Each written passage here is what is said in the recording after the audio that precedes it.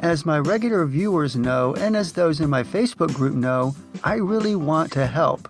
I want to help you learn English idioms, and I want to help you learn to speak English naturally. And I take great pains not to mislead you.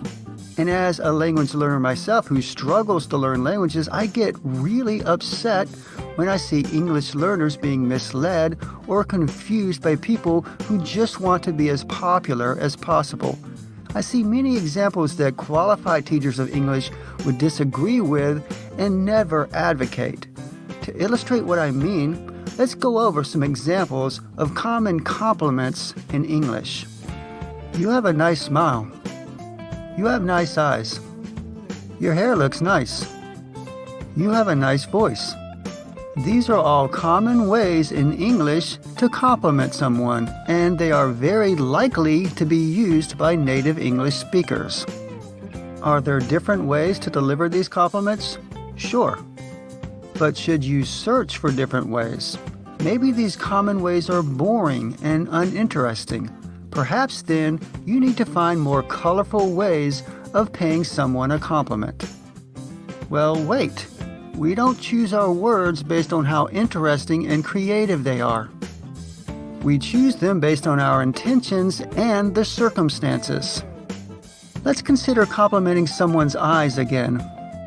If you are interested in a person romantically, you might say, "You have the most beautiful eyes." But if you are just casually paying someone a compliment, you would probably stick to, "You have nice eyes." But what if I want to express this compliment with a bit more emphasis, but still casually? Let's try. You have stunning eyes. You have really nice eyes. Now, which one of these sentences was my first impulse? The second, of course, the one using the common intensifier, really. If you're on a date with someone, then sure, you might use the word stunning or beautiful to describe your date's eyes. But if you are, for instance, just complimenting an acquaintance and you told them their eyes were stunning, then you would likely make them uncomfortable, or even worse, make them think you were romantically interested in them.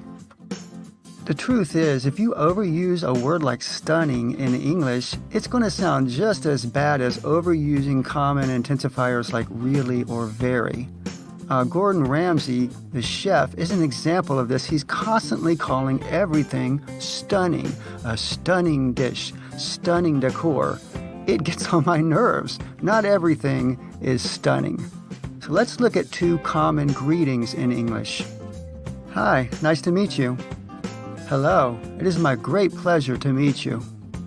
Before we decide which is appropriate, we have to figure out the setting. Where are we? Are we at a small party or a casual get-together? Then the first greeting is absolutely appropriate. Or are we meeting an important dignitary? Then the second, more formal and polite greeting may be more appropriate. So what's the point? If you are in an important business meeting, then you might want to sound more impressive and intelligent, not to mention more formal. But if you want to sound natural, then you will want to use the common vernacular. You will not search for the most interesting or impressive ways to say something because in reality, you'll sound stilted and weird, and you may be in danger of overstating certain things. So yes, you may be being misled on YouTube by English teachers who just want to find a way to make you think you are using the wrong words and that therefore it is absolutely imperative that you view their video. Or in other words, they want to make you think that you really need to watch their video. And what many, and I do mean many, English video lessons are telling you is that you should always try to search for more formal or even more scholarly language.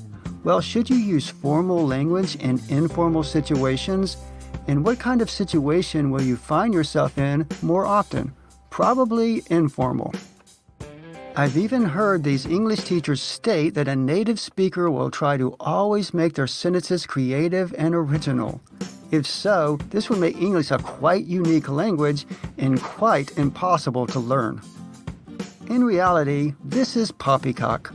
We do not often try to construct truly original sentences. Instead, we turn to the common vernacular. We use common phrases and, of course, idioms and collocations. You should spend as much time learning common phrases, any groups of words that are often used together, as you do vocabulary. As a matter of fact, worrying about different words you can use and trying to learn English by concentrating on vocabulary is a mistake. Yes, you should study vocabulary and learn new words, but to learn to speak natural English, it is much better to also study phrases. In other words, understanding the common compliment "you have a nice smile" is more important than knowing fancier words to convey the same or a more intense meaning.